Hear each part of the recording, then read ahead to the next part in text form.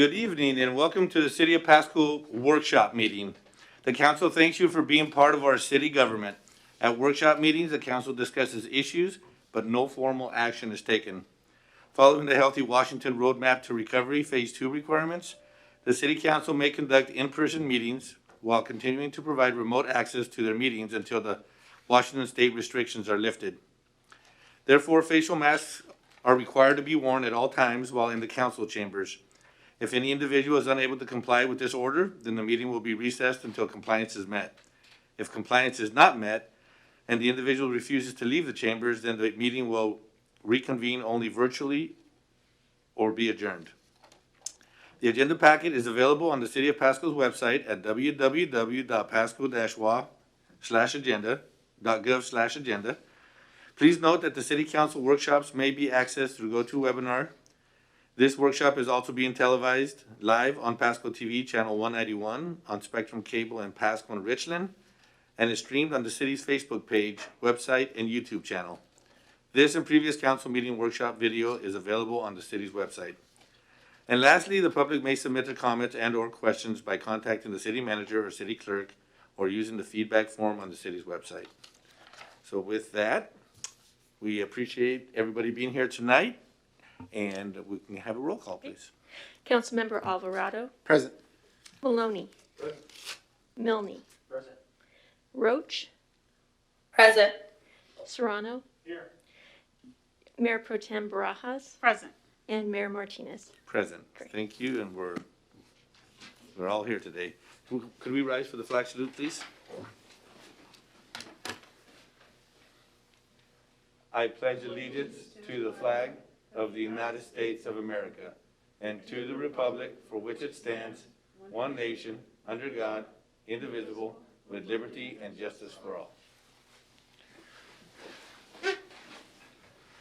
Okay. So we'll get right down to the next item on the agenda is the verbal reports from council members. Is there any of the council members that would like to report an activity for the last week?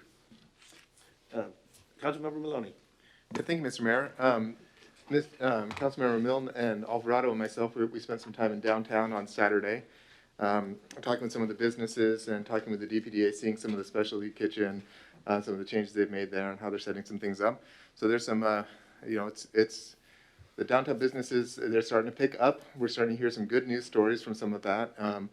And in general, there's a lot of reason to be hopeful that downtown is going to continue to thrive and be able to come back from this and become even stronger. So there's a lot of opportunities, a lot of excitement about what's going on with our Peanuts Park, which I hope, Mr. Mayor, you'll speak some more to. And yeah, it's just welcome my other fellow council members to weigh in if they feel so inspired. But I thought it was really positive. Thank you, Councilmember Maloney. Anyone else? Trying to get this thing to work out, but yeah, it was really good. We didn't get to as many businesses as we'd like because the conversations were pretty in-depth with some of the business owners. But basically, yes, everything Craig was saying was basically the highlights. But yeah, I think a lot of optimism, a lot of excitement, especially with Peanuts Park remodel. And we had a good talk with Gustavo as far as a council, how we work, kind of explain more of the whole function of the council. So hopefully there's not a lot of conflict moving forward. And then I'd also say I did attend the DPDA meeting, I think it was on Wednesday, and they did say that the Food Truck Fridays isn't happening this year because of the pandemic. But other than that, again, it was a lot of good talk and good discussion, and there's actually some really great businesses that we visited, some of the boutique stores, and then also the bakery that was in the food and the specialty kitchen. The cakes looked amazing actually, and it smelled really good. So I'd recommend anybody that needs that sort of services, please come down to downtown Pasco. Thank you, Councilmember Milne. Councilmember Alvarado. Yeah, no, it's just one of many visits that we want to do, and we're trying to make this maybe every other month or every month, just to make some time and spend a good 3 hours in downtown. It's just always good to just put some feet there. We definitely see a lot of great things happening, but we also see a lot of needs that come when you get to the sidewalk level. I would add, I attended the Benton Franklin Council of Governments board meeting, and I'll be serving on their bylaws committee, just to be able to sharpen up a little bit of, some of the, I guess, issues that we can find in the bylaws. So I'll be getting a little more experience in, reviewing their bylaws and seeing how that would work. Thank you, Councilmember Alvarado. Mayor Pro Tem Rojas? Oh, I thought there was someone else before me. Just to recap on a little bit of the downtown and the improvements for Peanuts Park, just excited to see that come to fruition. I know everyone's been saying the same thing. As a volunteer, I've been volunteering with downtown since 2011, if I'm not mistaken. I've seen the many changes and all the events that happen in downtown and how it's brought the community together, diverse events. And so just really looking forward to having a brand new venue and attracting more people, more businesses. Just excited to see what's going to happen. Thank you, Mayor Pro Tem Barajas. Anyone else? Well, I'll just add that Friday was a very busy day, and the groundbreaking ceremony was wonderful. All of our, not all, but many of our partners were there. It looked like spring was happening, the sun was out, and we were starting to get some life coming back. And got to see firsthand the farmer's market, somewhat already beginning the process of construction. And just to see it now and to see some of the photos and the diagrams of what it's going to look like, we're just really excited about it. All of the partners are just chomping at the bit to get going, and it was just a great event. We had a good turnout, social distancing, and everybody was adhering to the requirements, and it was just a wonderful turnout. I thank the city manager Dave Zabel, Zach Radkai, and everybody involved and we even had some staff members that are no longer with us that were there who kind of started the project. That was really wonderful to have them there and to see things get going. So appreciate them, and also appreciate the council members who go out into downtown Pasco and investing in what they have to say and when the things that are needed down there. Because as I drive around downtown Pasco, and even as we go further east, there's amazing projects going on in the city of Pasco, and we're really excited about those things. So along with that, I went right over to the vaccination site and got some video time to try to motivate people to go in. There's a new phase going with more people that can get that are eligible now for the vaccinations. I know that Chief Gear is working very hard, and maybe he'll touch on this a little later, but there's working on getting groups to go out to where most of our residents are at in the Franklin County, and again motivating everyone in our county, as we're a young county, and many didn't or haven't been eligible to get vaccinated, that we make it available to them so that we can move forward and hopefully maintain and lower the numbers that we need to get to this metrics that we need to get to, so we can stay in phase 3 that started today. So really excited about those things, and I hope the community can pull together and do what you've always done and be strong and show the Pasco pride that we have. So with that, thank you very much. Next, we'll start our first item, number 5, with a Tourism Promotion Area Reserve Fund request. And City Manager Lincoln, do you want to start off on that, or City Manager Zabel? Well, thank you, Mayor. Good evening, Council. Just really briefly, we have Michael Novakovic here, and Michael's the President and CEO of Visit Tri-Cities. In your packet, you have a couple of things, a presentation that Michael's going to go through tonight on their strategic planning efforts, what's major accomplishments for 2020, as well as what's ahead for 2021, and then their strategic reserve request for a number of projects that Visit Tri-Cities wants to accomplish this year that will help promote tourism. And with that, Mr. Novakovic. Thank you, Dave, Mayor Martinez, council members. Truly appreciate the opportunity to present to you tonight our 2020 State of the Tourism Industry. It's our annual report. We'll go over our 2021 work plan in nauseating detail. That's going to be amazing for you. It's going to be good fun for me because I like to hear myself talk. And we'll finish it up with the Tpa Reserve Request. So I know you all know why tourism matters. So these are pre-COVID numbers. The economist we work with that works across the U.S. for Washington State and all the counties within it, we get the reports in May. So we'll have new numbers to understand what really happened this last year in May of this year. But pre-pandemic, $500 million in visitor spending annually. So $500 million walks into our community every year in the pockets of visitors as they spend money staying in our hotels, eating in our restaurants, taking our attractions, purchasing from retail, pumping gas, buying groceries, and of course, drinking a lot of wine. All that activity can help small businesses not only survive, but thrive. And when we have a thriving business climate, of course, we can attract more business, which is great news because we can employ more people here in our community. So pre-pandemic, 5,600 people employed in tourism and hospitality. More good news when we bring all these people in and all this economic activity. It helps to lower your and my personal tax burden. So $737 on average is what we see across Benton and Franklin counties, the household savings because of the visitor economy. It's about $54 million in state and local taxes that's generated. So those tax dollars help fund things like emergency services, police and fire, schools, teachers, maintenance of our roads, beautifications of our parks. So when you look at it in total, it helps to build a safer community, an educated community, employed community, and a beautiful community filled with many, many amenities that all of us can enjoy. It literally touches every resident of our region.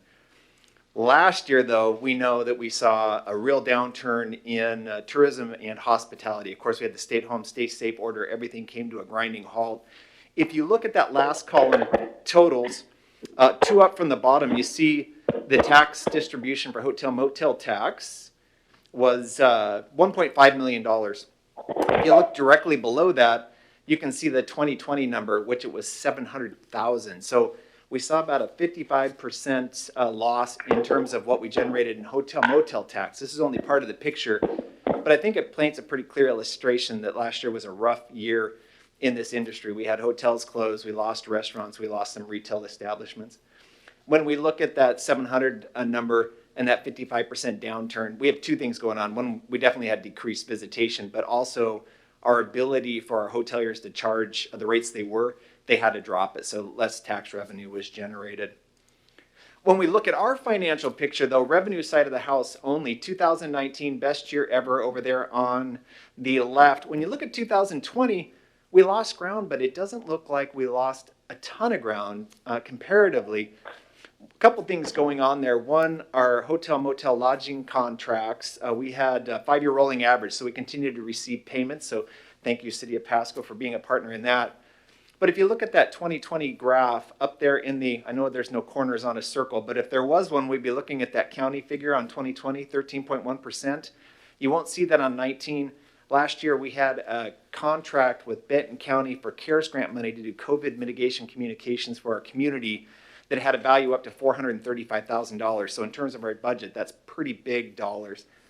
The difference between our normal advertising and that COVID mitigation, normally when we're promoting our region, so whether it's my group sales teams that go out across the U.S. and bring sports and conventions to our community, or even leisure travel, we're selling futures. So our group sales, the sports and conventions sell 1 to 5 years into the future, but even leisure travel, we have what we call a booking window. So somebody may see an advertisement, choose to come next week, next month, or maybe within the year. But that activity that we're doing today is an investment in future economic activity. When we look at what we did with the county, it was all about public health. So we had this public health messaging, and it's the right thing. One, if we've got a healthy community, this is fantastic news just in general. For us in our business, though, if we have a healthy community, we can get back to that tourism economy and satisfy our mission. When we look at conventions and sports, I'm not going to go into the detail on the screen, although I'm happy to answer any questions, but we refer to this as group business. Group business out of the type of tourism, tourists that we attract, this is expected to rebound slowly, group is. So when you think about conventions, people coming together in an enclosed space, we have lower thresholds right now in terms of occupancy in Washington State. We have limitations there. The associations that host those businesses, they need a return on investment when they host that activity, so they're unsure if they can bring the delegates in. And then we have the businesses that send their delegates, and we saw a lot of businesses really have their budgets adversely impacted. So some limitations related to conventions. Sports, though, from the onset of the pandemic, our tournament directors and athletes told us they were ready to hit the fields. We just needed the provision in Washington State. We have it. Sports are happening. It's great news for us. We've got athletes out on the field. For our young athletes, there's some positive mental health benefits to that. but we also have people staying in our hotels, going out enjoying our restaurants and all the things that they do. So good news on that front. On the leisure side of things, of course, pent-up demand too. It is the return of the road trip. In a national study, 2 out of 3 people surveyed said they travel up to 300 miles one way for a visit. So we're in the swing zone of Seattle, Portland, Spokane, Boise.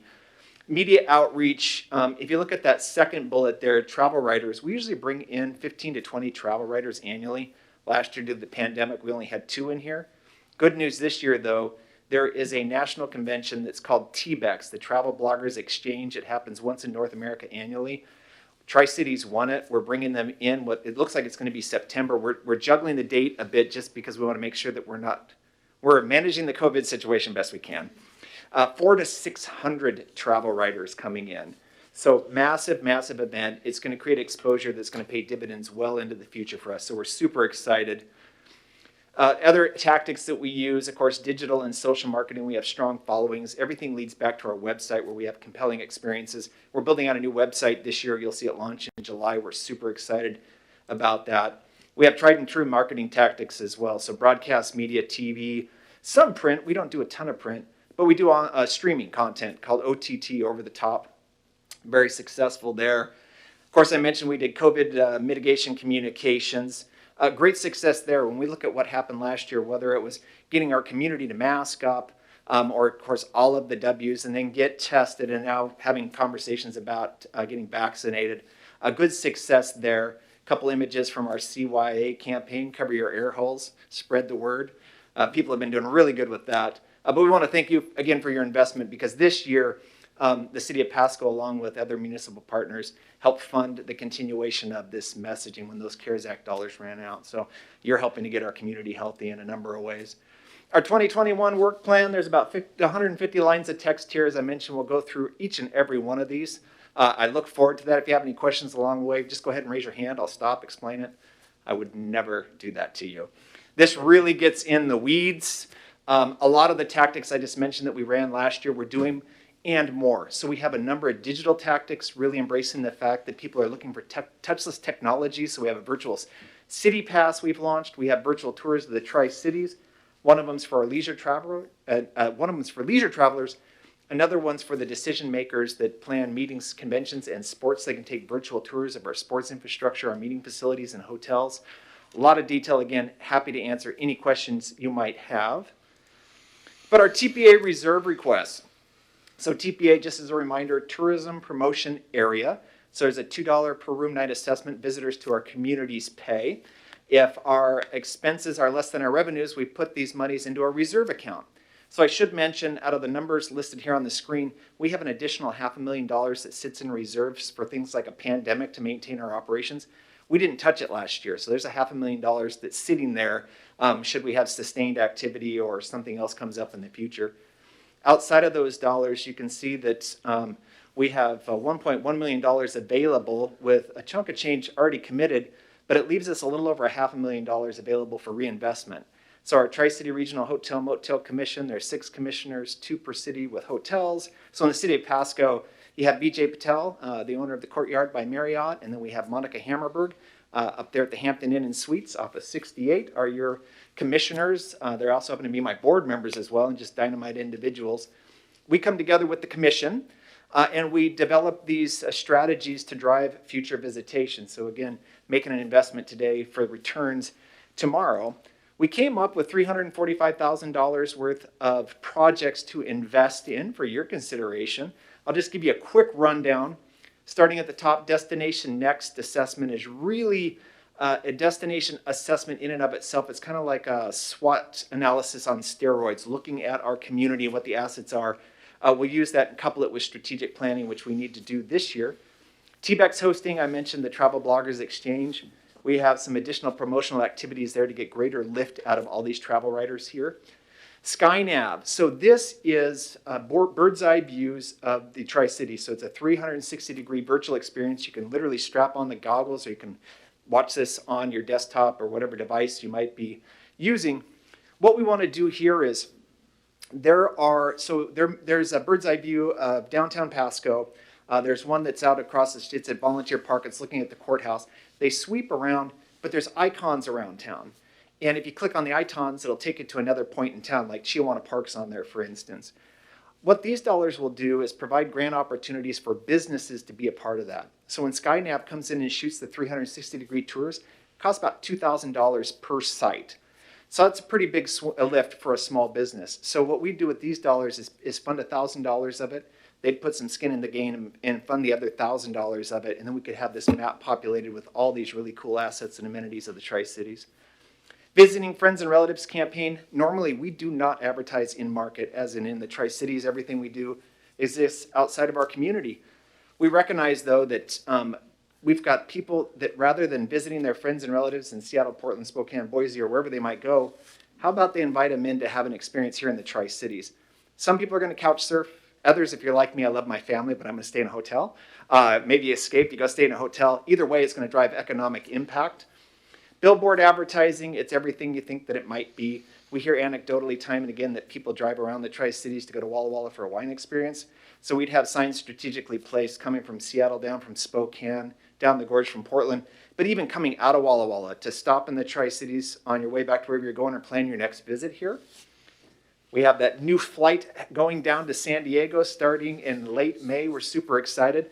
We want to build inbound traffic, so bring people from San Diego into the Tri-Cities for experiences. Again, all of this to drive economic impact.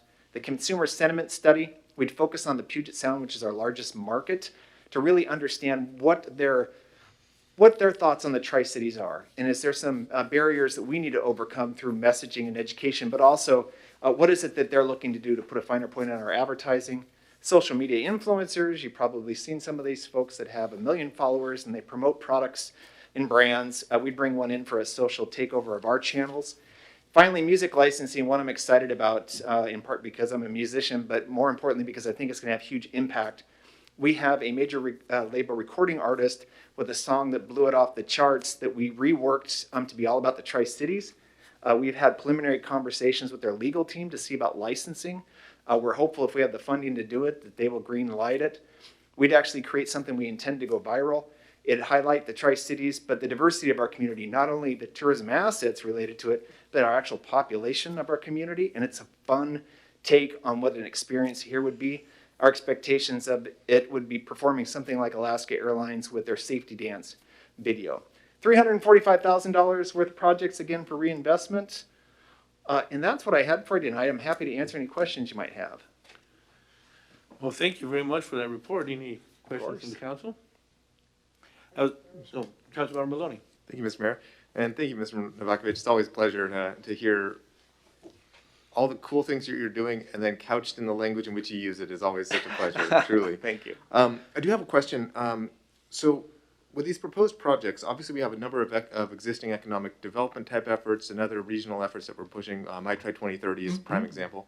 How do some of these things tie into to those efforts that are ongoing today? Ooh, that is such a good question, Councilmember Maloney. So yes, that's the gold star for sure. So I'll give you some examples. One of the MyTri efforts, our website that I mentioned, it's a prior TPA funded reserve request. So we're now implementing it. So we kind of built up the bank several years because it's a pretty big investment. So that's one of those projects. For the MyTri Life Council, for the unfamiliar, it's actually building out a robust community calendar. Part of it has event planning tools. That's a great example. As we work through, and I'm thinking of the Life Council because I'm serving on it, to highlight these different amenities so our community actually goes out and engages them. I don't know about the rest of you. I moved here about 32 years ago, and since I got here, I've heard there's nothing to do and there's nowhere to eat. And I don't buy it. But tools like SkyNav are going to help us overcome that. So performing arts was a part of this too. It was actually the development of the arts center, but highlighting the arts kind of gets wrapped up into that, and we're going to have greater opportunities through whether it's a city pass, this electronic city pass I mentioned, but certainly SkyNav is a great opportunity to do that too. Great, thanks. I appreciate the time, because I know that effort's a lot's gone into that, a lot of money, a lot of time, a lot of energy, and so I just want to make sure that we're tying these things in kind of strategically as we look at authorizing sort of thing. Absolutely. My last question is, it was a quick skim, but I didn't see anything on your work plan that said the word tacos, and I'm sorely disappointed. Ooh, I know. Disappointed. Well, if it's any consolation, Craig and I actually talked about this, Councilmember Maloney, our virtual city pass, I'm actually doing a taco trail on that. And you can bet that there's going to be a taco trail on our new website. So yeah, more to come on that one. Total oversight on our part on our work plan. Appreciate that. Thank you so much. Well, anybody else? Councilmember Serrano. Thanks. And Mike, always a pleasure. I love your energy, and you dress almost as well as I do. I'm kidding. You're showing me up. But I'm looking at the numbers for the motel tax distributions. Last year we had just over 700,000. In 2019 we had a really solid year at 1.55. Right. We're sitting at almost 50% in a pandemic where it was declared in, I believe, mid-March. Right. So quite frankly, I guess I am pleasantly surprised that we almost hit 50% towards that, with such a short period of time. And I think that's a kudos to our business community and to your community. Is there anything in particular that we could help beef up whatever efforts it took for you guys to get to? I mean, I assume you had to claw every dollar back. Yeah. So anything that we can do to help support that. I mean, again, kudos to you guys for coming in at shy of 50%. Oh, thank you, Councilmember Serrano. So yeah, two thoughts for you.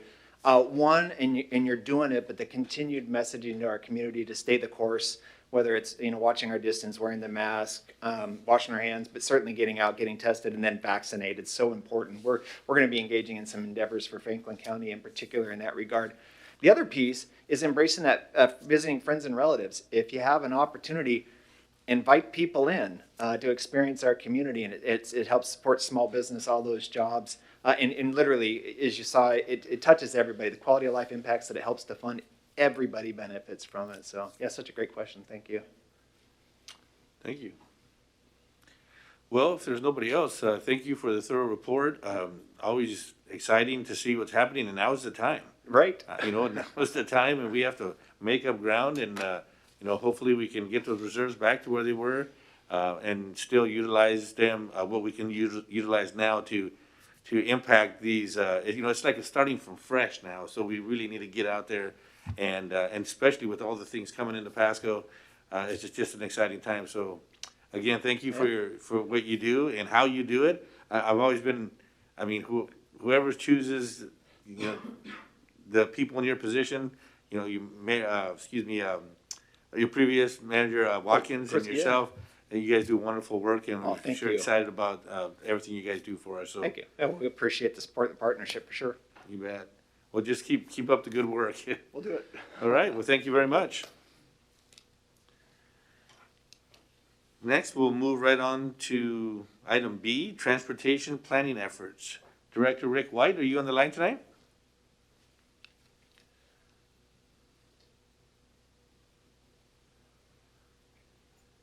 But I'm going to speak rapidly here. There you are. Senior planner Jacob Gonzalez and Dan Ford, city engineer, and our traffic consultants, DKS and Associates, will actually be leading the presentation tonight. But for way of background, of course, as council well knows, transportation is a major city council goal and has been for a number of city council goals in the past decade and a half or so. And it composes a significant portion of our biennial budget. The Transportation System Master Plan is an effort that has not been undertaken.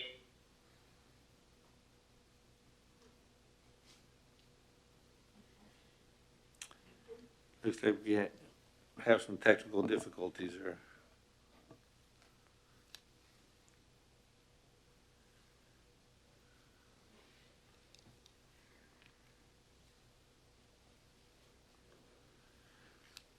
Well, looks like. So Mayor, let me, if I could. Yes, go ahead, City Manager. Yeah, let me suggest, it looks like Director White's frozen out a little bit tonight.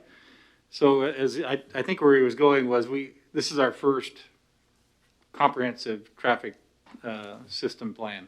So it's been a big undertaking. Staff's been working hard. You've had some previous briefings on this, and I know the city engineer and senior planner are here to catch you up as to where we're at and provide you an update as well as get feedback from the council. So with that, not sure who's leading off between the two of you. Actually, good evening, council. Carl Springer from DKS is supposed to be presenting, And then Jacob Gonzalez and I will kind of follow up, so. Okay.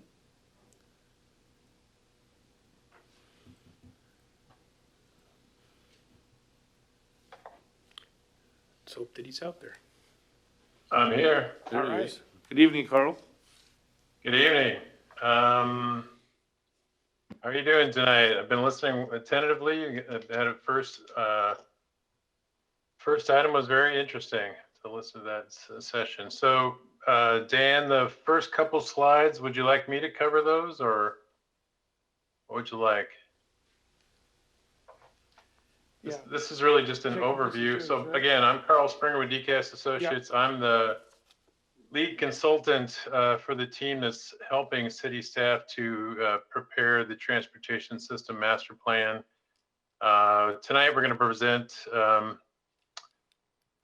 where the work is to date, and then the staff is going to update you on some of the other planning efforts, and then there'll be time set aside for the Q&A. Dan, the next slide, I'm less familiar with the council goals. Would you like to present those, or is Mr. White back online? No, go ahead, Carl. We'll just move through those. All right, as you can see on the screen, these are goals that were established to continue to focus on a couple problematic operational and safety spots in the community. One of the differences with this effort is to spend more energy on a data-driven kind of neighborhood engaging kind of an effort, and we've certainly done that through our work to date. There's been continued collaboration with the transit district to enhance how people get on and off the bus. Our focus on the Transportation System Master Plan covers lots of bases, and I'll touch on those as I go through the next few pieces. But what's important is to develop a plan that reflects the community values and to figure out a way to most efficiently and cost effectively implement it. That's my overall kind of approach to system planning these days. Next slide, if you would. Yeah, so this is the beginning of the overview work, and then so let's go ahead on to the next slide. So when we do a system master plan of this sort, it really falls into three distinct groups as shown on the screen. So the first piece of work that we do is to kind of understand what the vision of our transportation system work is, what kind of goals the community has. And a lot of that information we borrow from the community planning efforts that are ongoing or have been done in the past, and then just marry that into how that applies best to transportation system and how people get around the city. One of the things I think you'll find as you get into the document later on in the process is that one of the differences between this and past plans is there's a much stronger emphasis on performance measures. And by that, I mean, we're trying to find a way to track how we're doing in terms of moving the needle toward meeting community goals in each of the investments that we consider. So I think that's a unique quality of this plan that you'll notice when we get done with it. The second phase is understanding kind of how the community is working today, what's not working well, and how that will change in the future. One of the things we discovered as we were doing the travel forecast for Pasco, there's some unique things really going on, and maybe you all don't appreciate this, but as Pasco grows and you get a better balance of different land use types within the community, the share of people that live in Pasco and out commute will go down. The share of people that live in Pasco and look for services and goods and other jobs will go down.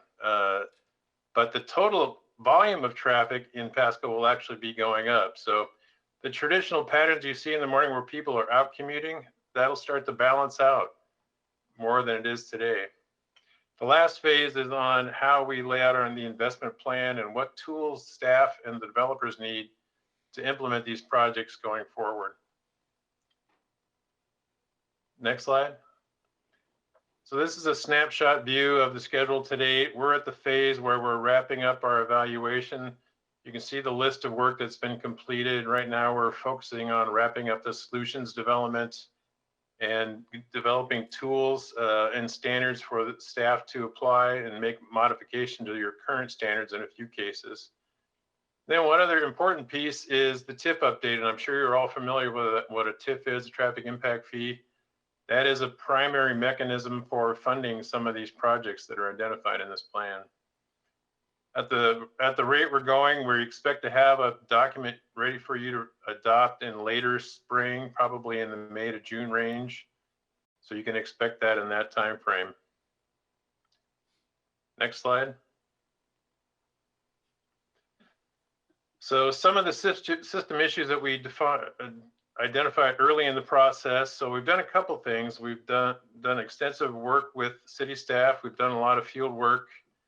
We've done a lot of analysis on the technical side, but we've also reached out to the community to understand how they see travel around the city, what's working for them and what's not working. And that's always an important thing because the technical analysis by itself is not enough to really understand what it's like to live and work in this environment. So this slide on the screen highlights a couple of the issues that we looked at and identified. So we found clear patterns of safety issues on those corridors, Burden, Sylvester, Court, and Lewis.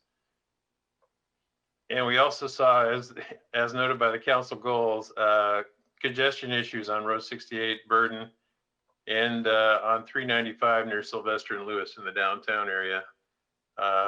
And that was kind of a snapshot of the existing conditions of the system. Next slide. One of the important things that emerged from our review as consultants and also feedback that we heard very well from the community is the issue of community and connectivity. And this slide on your screen kind of illustrates kind of how the city has grown over time. Obviously, the downtown is a nice grid system with lots of access and lots of options.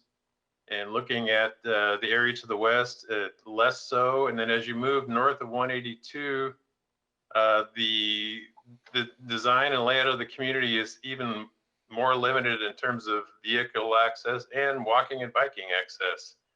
And we heard loud and clear from the community that that's something they would definitely like to see change. So I know staff has made movement in looking at those standards that the city currently has and making some adjustments to that. And I believe Jacob will touch on that later. Next slide. So a couple aspects of what we call connectivity and spacing standards. So there's the standards that we look at as kind of large scale system planners where we kind of look at what a reasonable distance is between the different hierarchy of facilities. So this schematic diagram shows some distances between arterials and distances between an arterial and collector. And those are important things to consider. But equally as important is the spacing for access on a given street. So that's what we normally call access management standards or access spacing. How far apart are driveways? How far apart are cross streets in a driveway? Those are important factors that affect not just vehicular traffic, although it does have a strong influence on that, but it also affects the quality and the suitability for walking and biking along a stretch of road. So we'll be having recommendations for staff and for the council to review as this document comes together. Next slide. Just wanted to touch on a few solutions. So one of the things we heard loud and clear was let's do a better job of developing a bike network. So this diagram, unless you have all the streets memorized, which as council members, I think that's a requirement.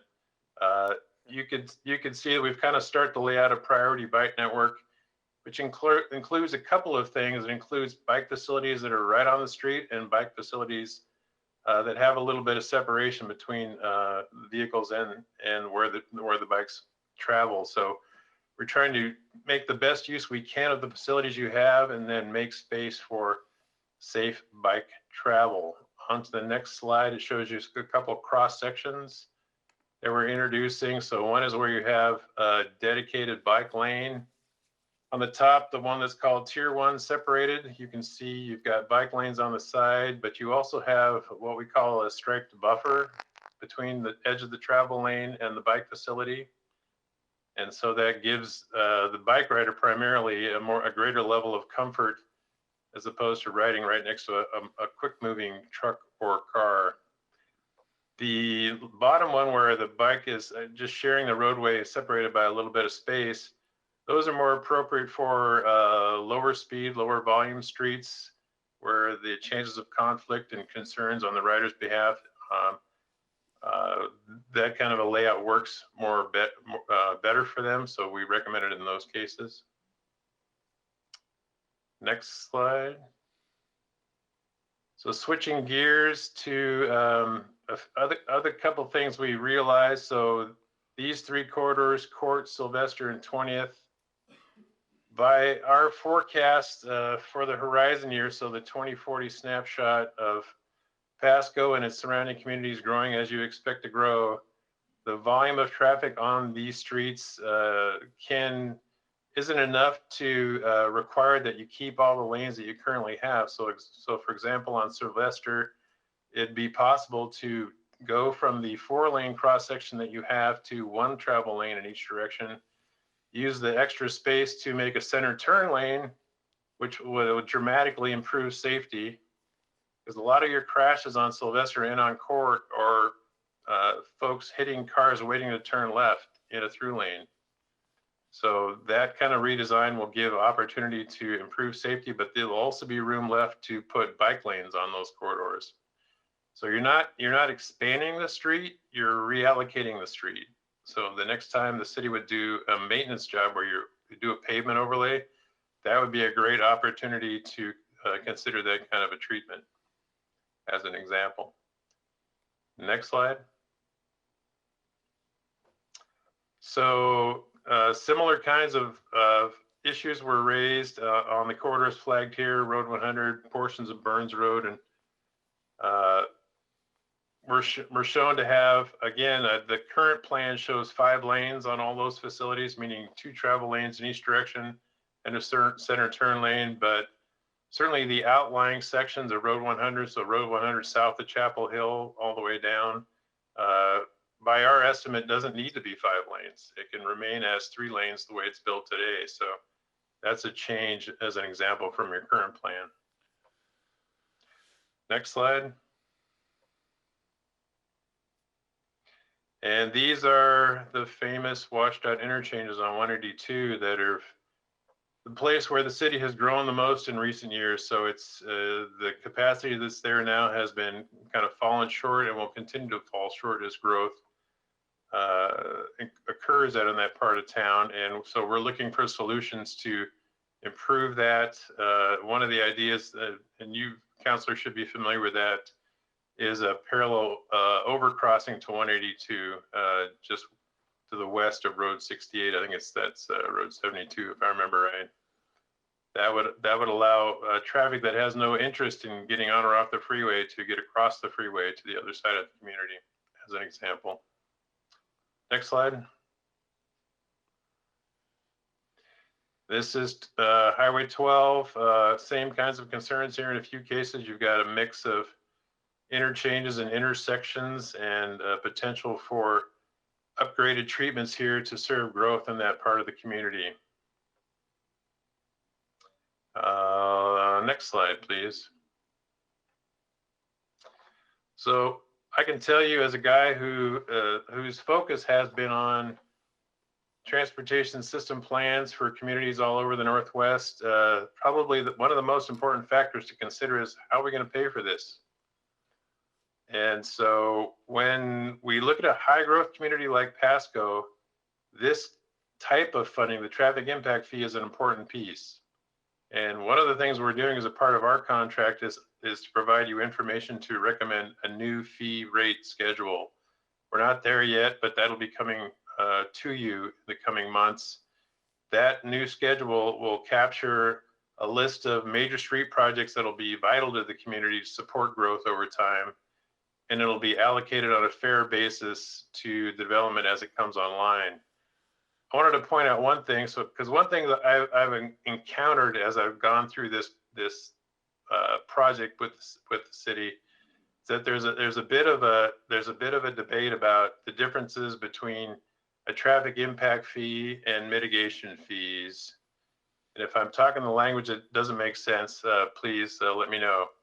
So traffic impact fees are something that the development community pays one time at the time of their application, and it pays their fair share towards a very specific list of projects that are identified in that fee program. Let's say there's 10 projects. And so when they contribute their fee to it, it helps pay for the future design and construction of those 10 projects and really nothing else. The mitigation fees are improvements that need to be made just to allow that development to meet the city's development standards. And so there could well be improvements above and beyond those projects that are listed on the TIF project list that are required to support that development as well. And it seems like those two ideas have been a bit confused in the conversations I've had, and I just kind of wanted to lay that out there to see if that's also an issue that needs to be discussed a bit more. So let me pause there. Is there another slide? Are we about done? I can't recall. Oh, right, yeah. So on to implementation steps again, recommending new and updated street standards. We are introducing, if you're familiar with what a street functional class is, there's basically three. There's your principal and minor arterials, collectors, and local in your current scheme. We're suggesting the introduction of a new functional class, this thing called the neighborhood collector. And those are really kind of the most used collectors within a particular neighborhood is what those usually tend to be. They are the most demand on those and the most activity. And so they sometimes require a special treatment. In other cities, we've used that designation to target where traffic calming makes sense. Because you don't want to do traffic calming, I can tell you, on arterials. You want to do traffic calming on lower speed streets where they disrupt, neighborhood livability and those kinds of things. And there's certainly tools and techniques to address that. And so we're introducing that designation into the city's functional class system. I thought I'd just mention that. I already talked a little bit about access spacing and talked a little bit about retrofitting streets to better balance walking and biking. Those are all things that we're intended to do because we're trying to serve a broader mix of the community to let them travel about to the jobs and the recreations and to the parks and all those kinds of things in whatever way is most comfortable and convenient and effective for them. So these days we tend to lean more heavily on walking and biking than in years past because frankly, that's an area that's been often overlooked. I'm not calling out Pasco, but I think that's common in most cities. It tends to be something that needs more attention. So that we're happy to do that here as well. Let's see, how are we doing on slides? Are we toward the end? I think we are. Yeah, we are. So I think we considered waiting till the end to have questions, right, Dan? Weren't we going to do that? Or do you want to do it now? Go ahead, Jacob. He's nodding yes. Thank you, Carl. Jacob? I think we'll go ahead and continue in questions at the end, if council agrees. Okay. So I want to talk a little bit about some of the ongoing efforts that's been taking place at the Planning Commission level through staff, through consultation with our consultant here. As mentioned in the prior slides, the street connectivity was identified very early on in the process. Is one of the key findings of the master plan, and staff has began that discussion with the Planning Commission back in late 2019. It's actually been the topic of 6 public hearings and was recommended for approval back in October of 2020. And the basis of that effort was to ensure consistency and alignment between our established city council goals and policies and the development regulations that we require for new development here in the city of Pasco. And so some of the big considerations that are components of the proposal are the considerations for non-motorized and non-vehicle access, reduction of block lengths and block perimeters. Those are 2 of the key metrics used for accessibility and connectivity in a community, and also added clarity for mobility standards for the city of Pasco. Again, following up with some of the key themes, and you'll notice that some of these are, or most of these are actually represented in council goals in all of our comprehensive plan policies. Access, collaboration with our stakeholders, who's being impacted, funding, et cetera. Connectivity, efficiency, mobility, multimodal, and safety are all big components of a transportation system. And what staff's been tasked with doing is addressing the benefits and the potential impacts. So some of the benefits obviously are addressing the wide range of community input and feedback we've received throughout the year, specifically on the Transportation System Master Plan, the implementation of all of our recommendations, specifically best practices in the transportation planning arena, and obviously compliance and consistency with all of our plans. However, there are some impacts, and I think it's important for us to identify those as well. The increased regulations can sometimes be confusing or questioning why they're in place, and obviously the cost associated with them. Staff wants to address sort of the urgency behind this. It is obviously a council goal. It's been mentioned since 2010 in all the council resolutions, specifically transportation efficiency, access. It was a big component of our comprehensive plan. And it's also part of a long list of established policies adopted by the Pasco City Council throughout the past 10 or so years. The Complete Streets Policy in 2018, the Greenhouse Gas Reductions Policy of 18, and even the 2011 Bike Ped Master Plan. And I kind of want to point out that these are great policies, and within the municipal code, they've got great language within them, but it is hard to require what is not required. And that's what we're really trying to get after with this recommendation later on this year before council. So part of that is also us looking at how Pasco compares the quality of life impact of a transportation network or system. And so we looked at the 20 largest cities in the state of Washington based on population, I think 2019, and this number is already outdated. We're over 77,000 today, but we're towards the bottom half of that end. In Pasco, we're right in the middle. Residents in Pasco pay 40% of their household income on housing and transportation. And we're actually third in the state as a percentage of household income that's required for transportation. So that's higher than cities that are much bigger than us, higher than cities that are much smaller and rural than us. On vehicle miles traveled, VMT, that's a performance measure that you heard our consultant mention earlier today. We are second in the state, over 22,000 miles VMT house per year. We have the second highest VMT cost per household. And on the environment side, it kind of hits back on the greenhouse gas reductions policy. We are second in the state. So on all those on the bottom, we are much higher than cities that are much larger. For instance, in the Puget Sound, or even on the eastern side of the Cascades, Spokane and Yakima, Pasco is much higher than those cities. There's also an impact on the variety of community input here. Community impacts here. So when we look at the Pasco School District and the variety of schools we have here serving students here, 66% of the students live in an area or go to school in an area that's not considered walkable. 55% of those students are below 25, which is extremely not walkable. And I also want to point out that a big part of how walk scores are calculated are the amount of amenities, but a big part is also the access to some of these amenities such as schools, neighborhoods, et cetera. So I think this is key as we continue to move on to understand, we try to apply for a lot of grants, Safe Routes to Schools, Watchdog Mobility, et cetera, but when our schools are not actually in walkable neighborhoods, that's an impact on us specifically. I also want to point out the support and collaboration this specific proposal has had here locally and actually across the state. The Washington State Department of Transportation provided a letter of support and verbal comment at the Planning Commission meeting in October in support of this item.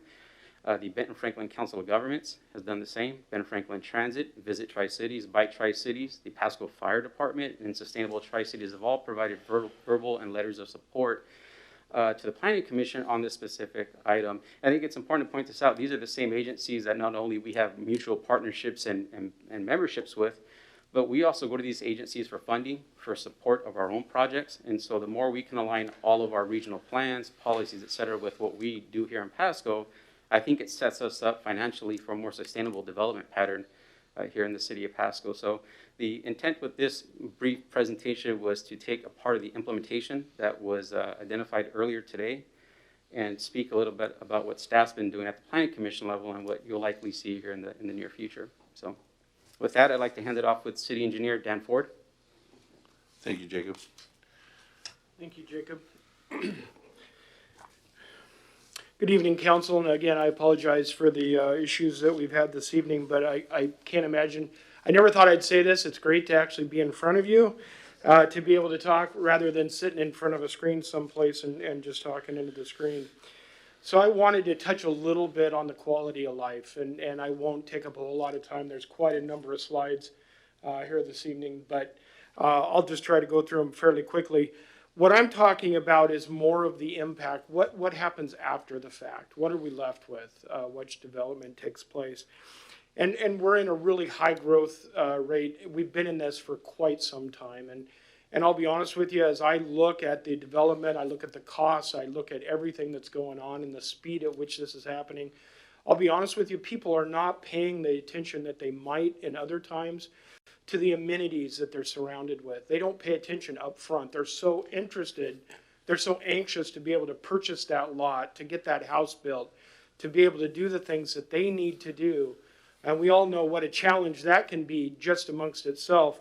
And so they're not paying attention, at least initially, to the sidewalks or the street lights, or even, you know, where stormwater goes or any of those type of things. Those things don't come as part of that decision-making process when they're buying. That decision and those expectations, if you will, that quality of life, that's on our shoulders. That's really what those standards are. That's what those development standards are intended to make sure that they take place. That the calls that I receive after the fact aren't, you know, why is it so dark at night? I didn't realize this when I purchased this property. Why is it that, you know, there's no intersection control here for this intersection? I drive to work and it just, something doesn't seem right. And I didn't realize this before. You know, what are you doing about it? Where's the funding coming from? And you know, I've got to say that the newer areas, I come to you each year and I presented, you know, a number of transportation improvement plans to you, and blended within those plans are multiple different projects that try to address many of these areas that just got overlooked. Obviously, there are things that nobody could have predicted. There's the growth things that just due to the volume of people that we've taken in, happily taken in, it's just an occurrence of that. But there are many that are the result of things that just got overlooked maybe at some point in time, didn't seem to be that important. And one that I wanted to kind of bring to your attention as a reminder tonight would be the Burns Road pathway, what I'm calling the Burns Road pathway, which is from Road 100 to Road 68 on the south side. You know, at one point in time in Pasco, that was considered the edge of the world, the north edge of the world. Nothing's going to go any further. This just doesn't impact transportation. It impacts utilities. It impacts everything. I've looked at this pretty thoroughly.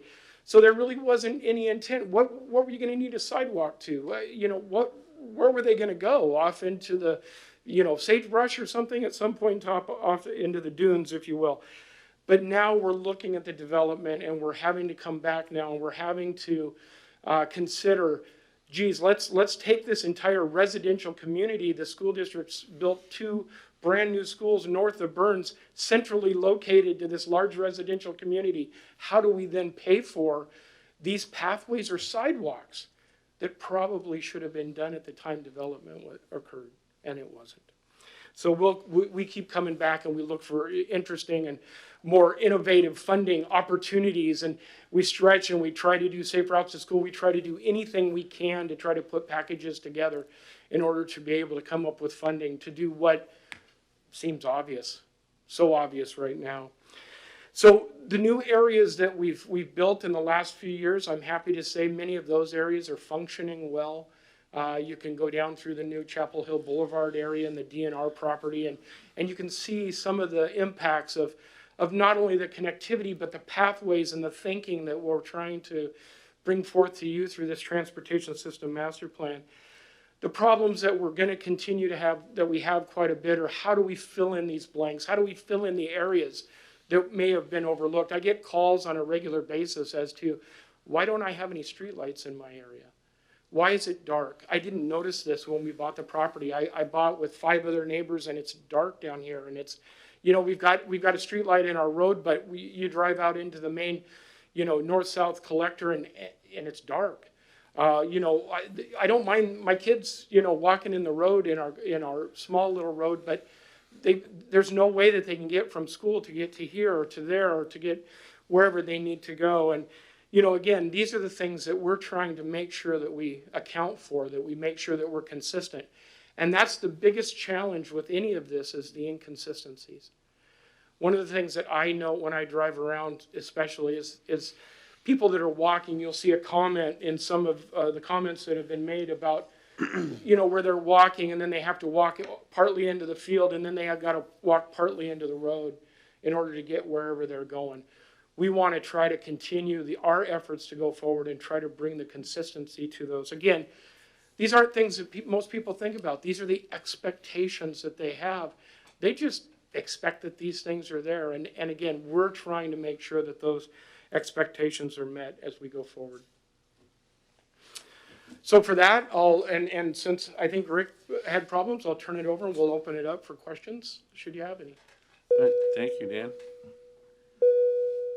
Yes, Councilmember Milne. Yeah, so, yeah, sorry, my mic doesn't seem to be working. I'll try to talk extra loud. So, with, of course, the news this weekend of Pasco coming into Road 100 in that area, is our plan still the same? I mean, I heard at one time we were talking about a theater. Obviously, Pasco is going to bring in a lot more traffic, a lot more customers, and I'm excited about Pasco coming in. I was curious, what steps have we made or what steps are we going to make sure that the Road 100, Broadmoor area doesn't turn into a 68 and then the whole council takes a lot of heat as in the planning wasn't good enough and people are very frustrated. If you could answer that question. Sure, I'll do my best. For many of you probably haven't seen me for quite some time. I haven't been speaking to council much. It's because I've been hunkered down in my office dealing with exactly this. So DKS, who spoke earlier about the Transportation System Master Plan, I can share with you that all parts of DKS have been doing analysis and studies for us on specific projects associated with the Broadmoor area. They started doing some of the analysis early on prior to any of these, retail considerations or further development of the area been going on.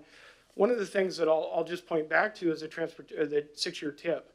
You'll probably remember quite some time ago when I brought to you the 6-year tip, I had on their extensions of Sandifer Parkway further to the west into this area that we're now talking about.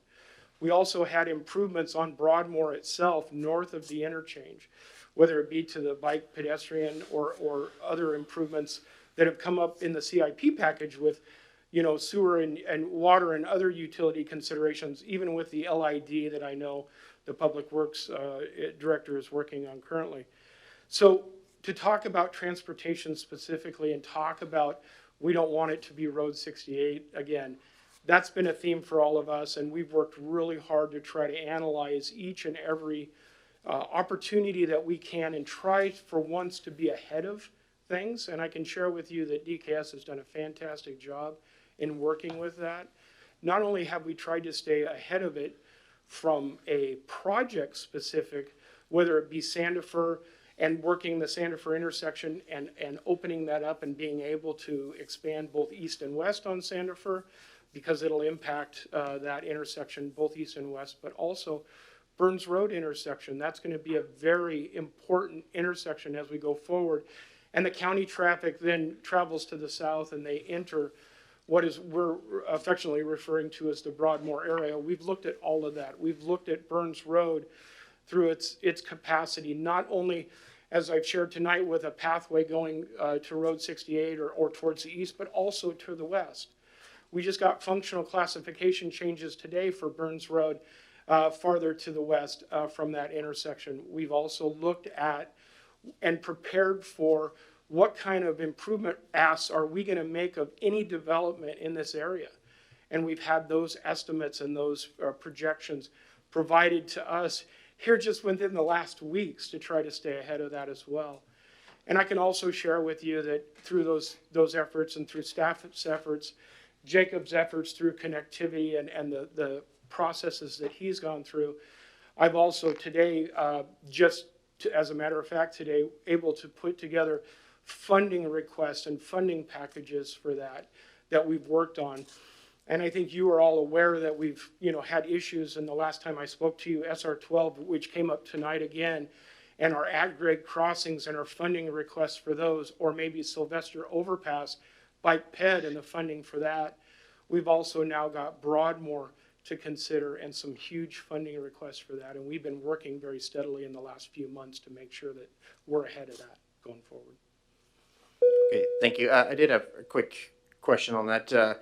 So coming into Sandifer, I know I've seen different plans. It seems like every year we kind of get something a little bit different than the previous time we've looked at it. Now I've seen ones where there's like 2 lanes each way and like a green park type in the center.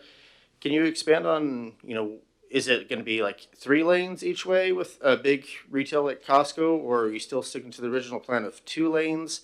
I mean, are we having a 5th lane in the center? Do you have any, update on that? Yeah, you're talking about the Sandifer intersection with Broadmoor currently, right? So yeah, right now we are looking at as many as 5 lanes at the intersection itself, just due to the volume. And consider, you're talking about a large piece of property there. We're talking, with this retailer, possibly a 25 or 26 acre chunk of what is, multiple chunks of those same magnitudes. So, Broadmoor will be expanded. All the turn lanes will be expanded. That intersection will be expanded to accommodate not just today, not just next year, not even 5 years, not just this retailer that you're speaking of, but the future retailers as well. And the intent is to be able to carry that out and be able to support that all the way to 2040. Okay, thank you. Do you know a time frame on when this all will happen, as far as when we'll see something? Or As I shared today, I just got a funding information today, and we've been working on this in the last week, few weeks. So sooner than later. Okay, thank you. But to add to that, development's happening in that area as well. So there's a lot of residential development that is also happening, and I think that is part of the importance and one of the reasons why I wanted DKS to speak about the TIF and the traffic mitigation considerations, and why I wanted to also, re-emphasize the impacts and the importance that development plays as well. Thank you, Councilmember Millen. I didn't see, why don't we go with Councilmember Serrano for now? Okay, thank you. Thanks for your questions there. They were along the same line of most of the questions that I had. I do have a couple remaining, and thank you for your answers there. I guess for DKS, one of the closing slides talks about the TIF update, and you mentioned a fair basis. Can you kind of just succinctly discuss what that fair basis constitutes, how that analysis occurs? I don't know if it's for you, Mr. Ford, or better for our consultant. It doesn't. Carl, are you out there still? Yes, Dan, I'm out here. Do you want to speak towards the TIF? So TIF fee programs are typically prorated based on the intensity of the use. So the bigger the use, the more trips it generates, the more fee it pays. It's literally a calculation of how many trips it's going to generate times whatever the agreed upon fee rate is.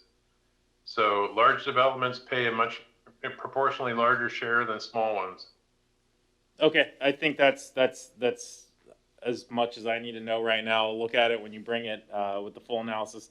Again, I appreciate the comments and questions that Mr. Milne had. I've had some of the similar ones. In fact, as I was driving here, I had a question about that same buildup in those areas. I do appreciate also that you're looking at that south section of Burns Road. Been asked that question many, many times, as well as access to those 2 schools. Another question about development in that area. I know one of the things we continually hear about that kind of going towards the river on Burns is, as you go north of Burns, that's county property, or that's in the county land base, and they don't develop to the same standards. So currently we have subdivisions with kind of no access or some ingress but no egress, whatever the case may be. How do you intend to work with kind of that next generation development before we finalize our land use plan and adopt that into the city? Is there a way that either we as council can work with the county on those standards to ensure that's implemented? Because at some point, it will become our problem. And then a guy like you is going to have to weigh out, well, do I lobby, help have council lobby for money from Watchdog for, highway access, or do I get arterial street funds? Again, how can we help avoid that problem? And then I guess the last question, separate from that, is what can we do to work with lobbying on behalf of the highway ingress egress? Thank you. Yeah, and I hope I can answer this one. Jacob, feel free to step in if there's something there. I think Jacob's talked about it very succinctly this evening. Connectivity is really our biggest consideration. It's one of the things that we want to make sure. We don't want to overburden anyone with connectivity, but we also want to make sure that it's considered as we move forward.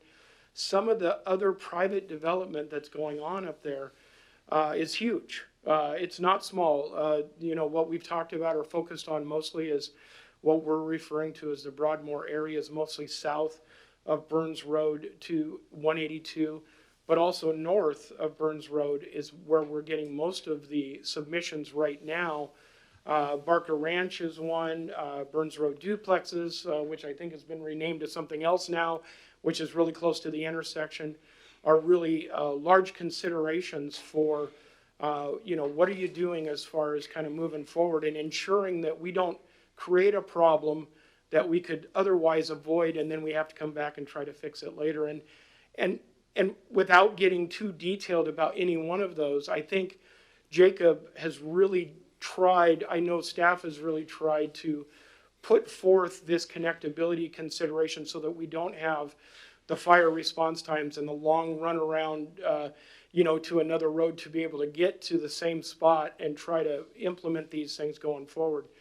Many of the connectivity for sidewalks and pathways and the other things that I mentioned and that was mentioned earlier will be really important as well. And I can tell you also that many of the things that even we thought about, as Carl mentioned for the Transportation System Master Plan, many of the things that we thought were the correct things to do even a couple of years ago have evolved because of the amount of development that's occurring and the needs that have changed. Like I mentioned, the Burns Road pathway on the south side, who would have known that there'd be schools directly to the north? Now we have the ability and we have the staff to be able to sort of predict as much as we possibly can with the zoning that's based out there in that Broadmoor area and be able to plan forward a little bit so that we don't have those kind of occurrences again. From a council standpoint versus a county consideration, we've tried really hard to try to work together. I think from a staff level, we don't have quite the problem, but from an upper level, maybe there still is a concern from that level on to how both sides work together to kind of get towards the end. And you're absolutely correct. We will have those areas to deal with probably sooner rather than later. And so we want to try to take that into account now. And I think that with upper management's help and even our legal help, we are considering ways that we can ensure the consistency that I talked about before, and that's only come about within the last year. So I think there are some real positive things that are occurring, and you'll see some of those things as we move forward out in this area especially. Thank you, Councilmember Serrano. Councilmember Alvarado. Thank you, Mr. Mayor, and thank you, Mr. Ford and the rest of the team. I guess I'll start with a similar theme of Road 100. I know there was mentioned that the southern portion was not going to be expanded as normal as projected, I guess. I'm assuming that has to do with the lower densities that will remain in that area. Is there any other rationale that went beyond before that? And I'm sure that there was plenty, but I'd just love to hear a little bit more. As far as the layout and the zoning and the considerations for the Broadmoor area itself? I think I believe as a consultant was talking about how the lower portion of Road 100 did not necessitate a expansion. Yeah, so basically what he was talking about there is similar to maybe what Sylvester and what we affectionately, although nobody likes to hear it, call a road diet. We've got the area in most cases. Now, Road 100 does have some considerations. It was an old county area. You'll recognize it on the tip because we do need to acquire some properties as we move forward. But what they're talking about is working within the existing right-of-way for the most part and reconsidering, you know, the number of lanes and the other amenities that are built within those areas. And for example, Road 100, you can move a lot of cars on a lane road. That is one each way and a center turn lane. And in many ways, that's even safer. And so those considerations will be part of our transportation system master plan. Sylvester, very much the same way. But what that also allows us to do is pay proper attention and proper consideration to bikes and peds as well. And so a lot of these areas that were previously in the county, and we're reconsidering those moving forward, the efforts that they're making through the transportation system master plan to go back and look at those areas and really ensure what we absolutely have to have, as opposed to maybe what somebody wanted at some point in time, is really important. You'll probably remember that the Lewis Street overpass went through something very similar. At one point, you know, folks were considering 2 lanes both ways, super wide, bridge deck and all of that. And from what I recall, some time ago, we came back and said, you can move an awful lot of traffic and make some other considerations as well. And I think that's what they're doing with this.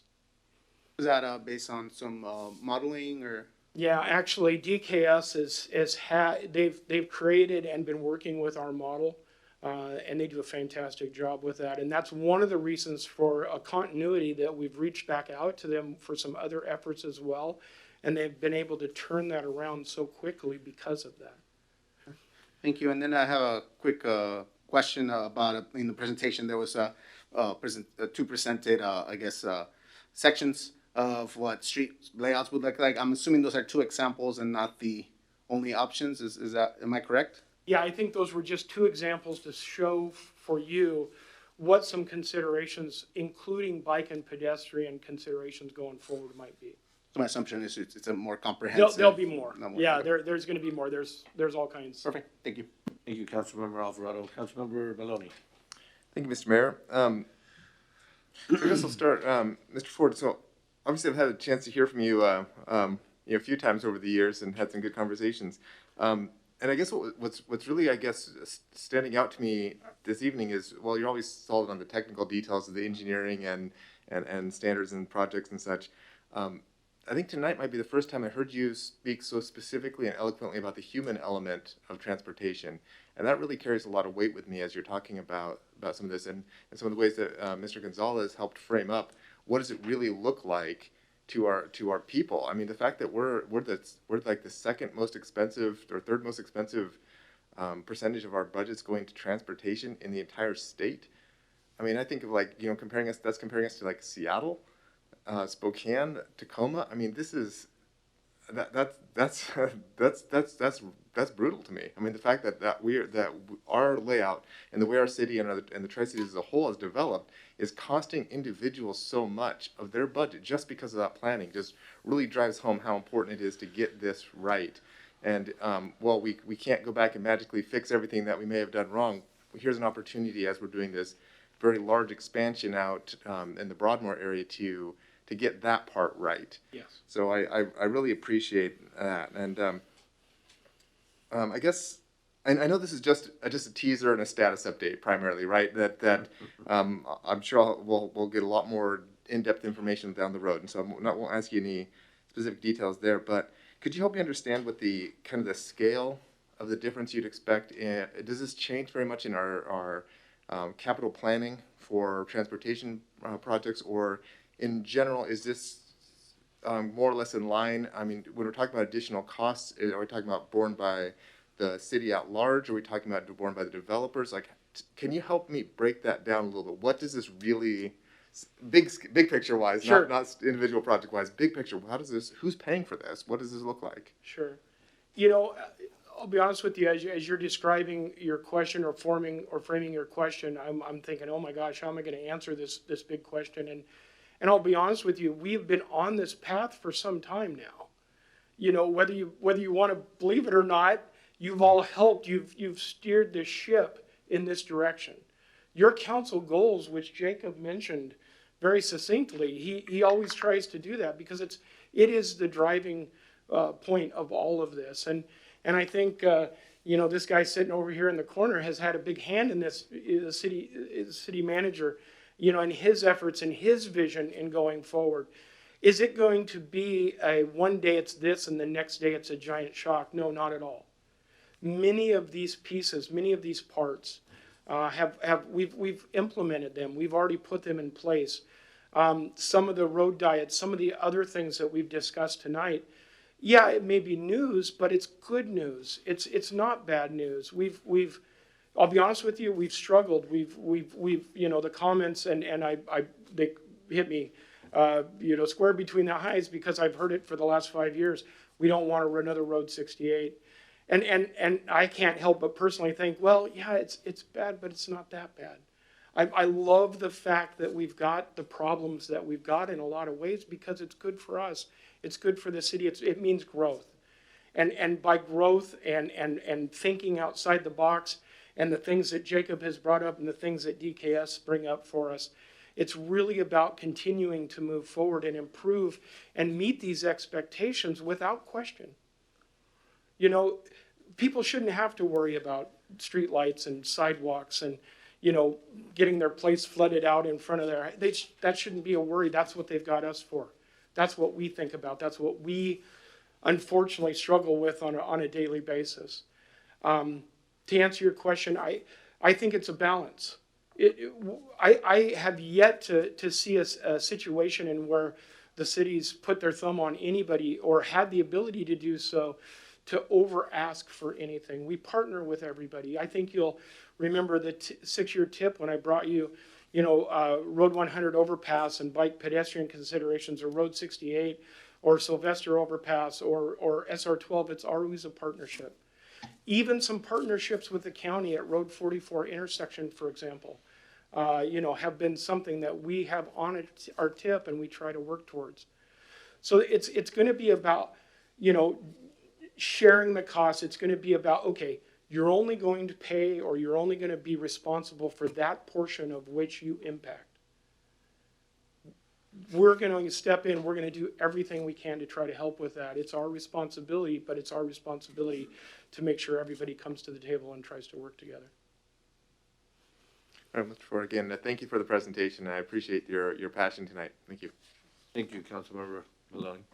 Yes, City Manager Zabel. Yeah, Mayor, if I could, and I really appreciated the question tonight. Councilmember Alvarado's question about 100th, I think, was really instructive in that this is really about a shift in philosophy from, I guess, how transportation was done 20 or 30 years ago. And you saw a little sketch tonight about arterials every mile and minor collectors every half mile, or minor arterials every half mile. That's kind of what this is built on, and that's actually pretty traditional. That's not new. That's section line, miles, a section's a mile, and people would just break out the map, put the grid on there, see how things laid out, and I don't think it's probably a surprise to anybody in this room that Sylvester, Court, Burden, Argent, roads like that wound up being arterials, as well as 20th and, whatever was there before 395 and Road 68 and Road 100. Road 68 and Road 100, is it coincidental that they're exactly 2 miles apart? Probably not. So a lot of that is just the way folks thought of it. I think where this shift is about 25, 30, maybe even 20 years ago, a finished arterial was 5 lanes with curbs and sidewalks. Every one of them was 5 lanes with curbs and sidewalks, and the sidewalks are usually right next to the curb. And we evolved to, let's move the sidewalks away from the curb a little bit, meander them a little bit. And now we're getting to this very sophisticated level of modeling. I remember the first traffic model I was involved in, the planner, and I won't talk about what I could have done to him at the time, but yeah, in front of the planning commission, basically told him, well, we'll be able to look at one subdivision, a 10-acre subdivision, and know how it's going to impact an intersection a mile away. Models back then didn't work that way, but they kind of do now. I mean, you actually can get a pretty high level accuracy on trip distribution and predictability. And that's what we have the benefit of today. And you have the benefit of doing this right on the heels of your comprehensive land use planning effort. So everything is updated, everything is extremely forward looking. And so what you're seeing, rather than 5 lanes, curb, gutter, and sidewalks, you're seeing where we can really tailor our system to build it big enough where it needs to be big to handle what we're going to see, but also to not overbuild and have to maintain roads and pavement that money could be better spent in other areas. So I want to commend the staff for all the work they did. The presentation tonight I thought was very good. Thank you both. Thanks to DKS and as city engineer said, DKS has been working with us. They worked through us with the early EIS portion out on Broadmoor, and still are. Is that thing's going to kick back up now? So they've been working with us for about 3 years, 2.5, 3 years now, and you're going to have I think council is going to be surprisingly comfortable in how this all fits together, and the decisions you're going to be asked to make on TIP and CIP and those kind of things as it all comes forward, because it is more and more getting all locked in together and very coordinated. So. All right, thank you, City Manager Zabel. One more thing. Sorry, I just had one more parting thought / question come to me. I believe Carl, our consultant, indicated that as we model these things, we're looking at more kind of local traffic that is less outbound. To conduct that analysis, have we reached out to large employers to determine whether or not those individuals, like let's say a Walmart, for example, are those individuals employed within Pasco or from Pasco or Kennewick? Because that would, to me, indicate that if we're having a 50-50 share of the workforce, those inbound and outbound traffic would theoretically remain the same. Or do we have some analysis to base those assumptions off that, you put the Costco there and 90% of the workforce lives within a 4-mile radius in Pasco? Yeah, it's if I can, as far as the existing information and the existing trips that we currently have, we were able to, and one of the decisions that we made early on was to do a purchase of data that showed exact or actual transportation trips and what they were doing. Because in the past, the models, to a certain degree, like Dave mentioned, weren't even as accurate as what they are now. We have the ability to go out and look and see what those trips are, see where people are going, anonymously, of course, but to see where the traffic goes. And the concern from a regional standpoint, at least early on, was that we were seeing a lot of trips leaving Pasco. And so you probably heard from Watchdog, especially over the Queensgate, whatnot. Hey, everybody's leaving. This is our big concern. You're going to overpower the interchange. And I promised myself I wasn't going to talk about Watchdog and interchanges this evening, and so that'll be my mention of it. But I will say what Carl was trying to emphasize was the fact that with these new businesses that you see, with these new retail considerations that you're looking at, there's going to be no reason for folks to be going out of town to go work at these locations when they can stay in town or shop in town and do the things in town that maybe Pasco hadn't been able to offer in the past. And I think the Broadmoor area is really, really going to enhance that.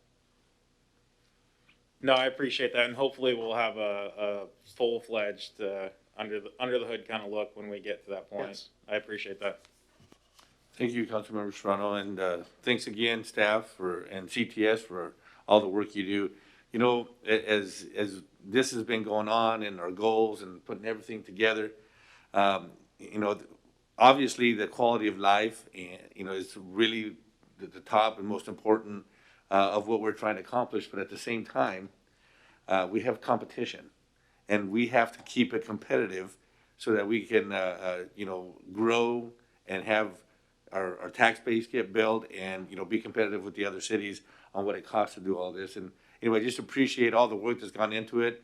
And just continue to do a good job and just move forward. So thank you very much for the report, and we'll move on. Thank you. It's a big task.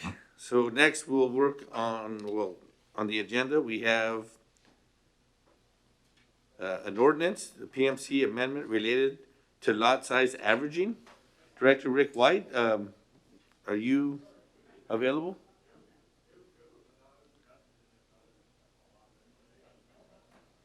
Let's see here.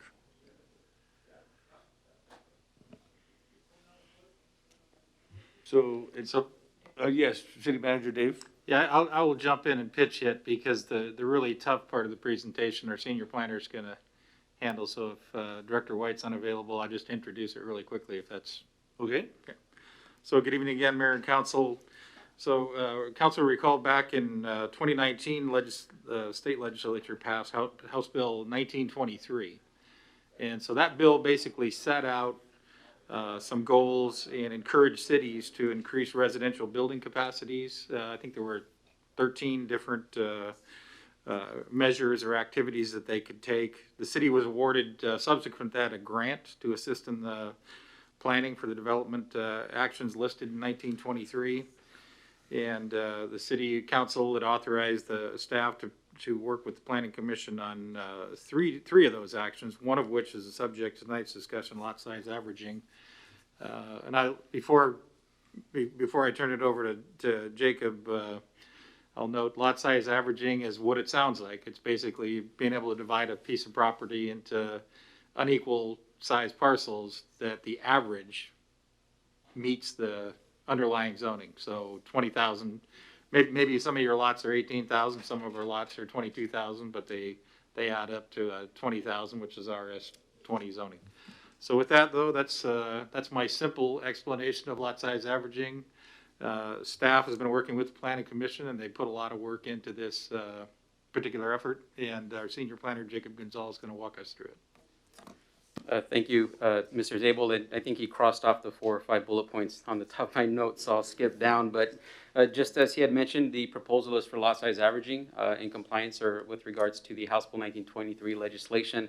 And again, it's pretty simple. It's a lot different than the prior item. This one's pretty simple, actually. It allows you to subdivide at a square foot as long as the average of all of your proposed lots meet the established minimum. So some of the noted and intended benefits include design flexibility for home builders, property owners, and developers, the efficiency of land use, and promotion of infill and design and density considerations. As we all know, not all land is created the same. There's slopes, terrain issues, topography, prior development patterns that may be prohibiting the development to be feasible in the first place. So this is an effort that many cities across the state of Washington have implemented, and a lot of times more for environmental consideration, critical areas, steep slopes, some things that we don't really have too much of an issue here in Pasco. However, this particular proposal is actually pretty widely supported by a variety of stakeholders. Obviously, those interested in creating more housing opportunities. The National Association of Home Builders supports this effort, and also the Washington Association of Realtors had supported the House Bill 1923 legislation and provided draft ordinance information for cities to take advantage of. So a lot of resources were available for this particular development. Also want to mention that staff conducted a quick but informative survey back last fall, a kind of a housing choices survey that was aimed at those responsible for building housing here in the region. 64% of the responses that indicated they were favorable for flexible development standards. That actually aligns with the 2020 Pasco National Citizen Survey, which has also indicated that there was a strong support for flexible zoning standards to allow for infill and more development to occur, and also a component for strong support for just letting the market decide what the market wants to do. And I think staff believes this is an effort where we can kind of do both at the same time. This proposal meets the intent of House Bill 1923 legislation, a variety of council goals and comprehensive plan policies, is aligned with the Washington State Growth Management Act's requirement with the 13 planning goals that each city shall accommodate their fair share of housing within their city. And again, many cities across the state have adopted this policy or similar policies like it, lot size averaging or cluster zoning. And staff believes that we have a proposal here that it addresses some of the needs here in the community. So with that, the proposal is fairly simple. Staff is proposing that we allow a 20% threshold for all residential development. So you can go below 20%, the established minimum, but you have to make that up elsewhere in the proposal. So if you've got a few lots below a 10,000 square foot minimum, you've got to have a few more that go above. We also have a provision for an additional 5%, so 25% threshold if you were within a quarter mile of a public land use. That allows for a little bit more flexibility. It also encourages more housing opportunities near public land use amenities. So those are schools, hospitals, parks, public transportation lines. So it's increasing housing opportunities in the areas that would best would benefit from them.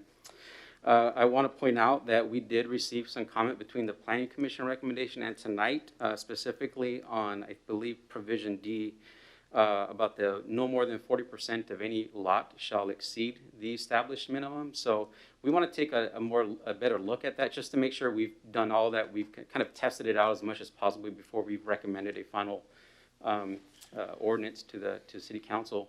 And also, we also want to define public land use. We want to make sure that we've got that down perfectly because we want to use that same language for more ordinance, specifically with housing and transportation in the future. So those are two items that I wanted to point out, but certainly happy to answer any questions that council has tonight. Thank you, Jacob.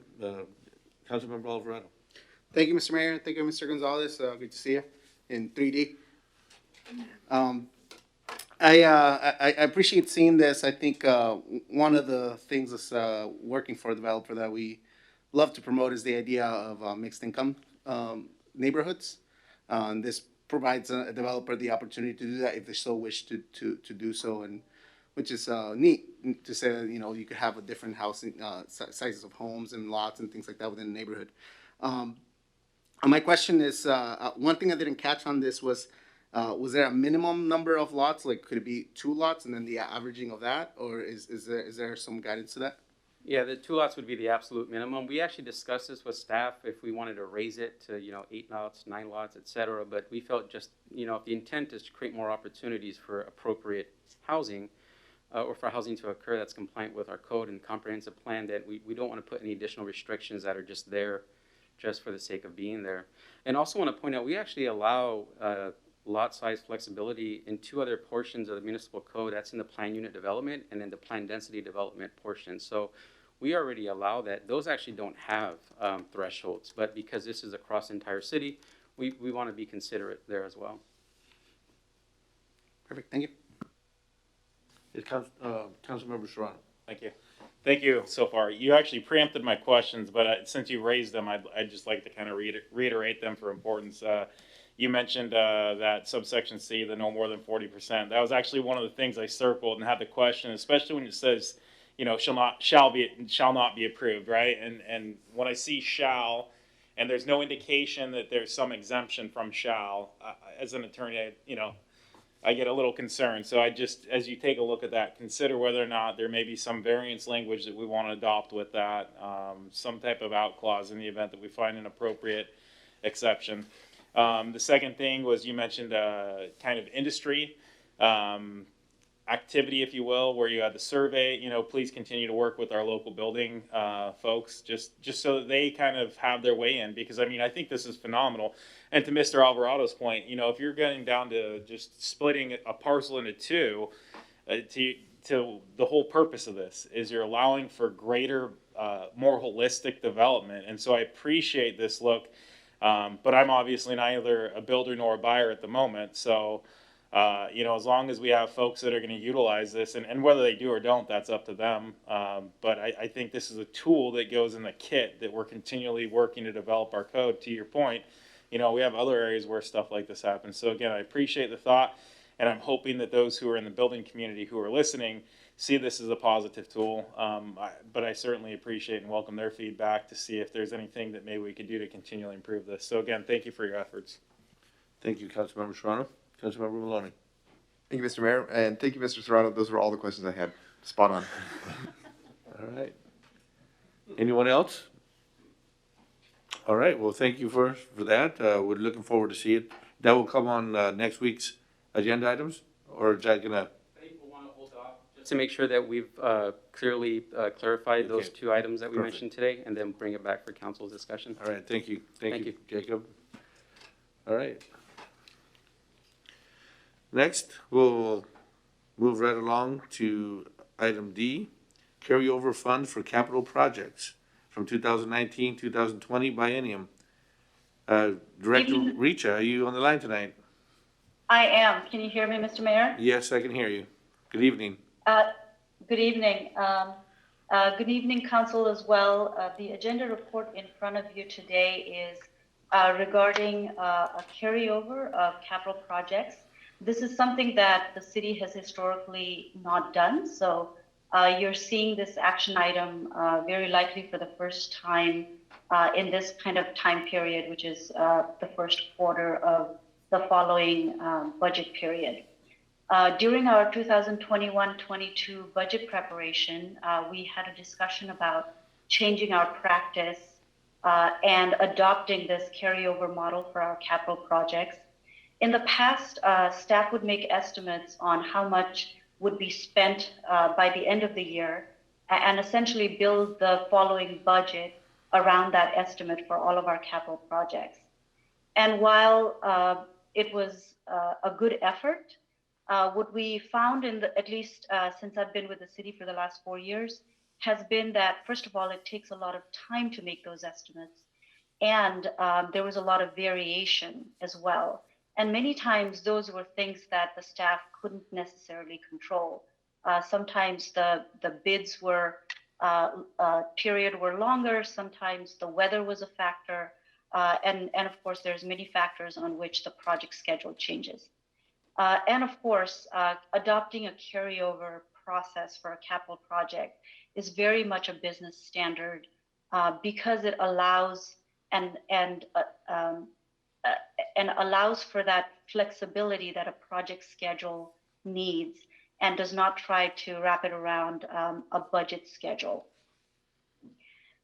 So with that, there were still few things that the staff needed to do, and we discussed that during that period as well, which is ensuring that we have proper tools to keep track of all of our project budgets.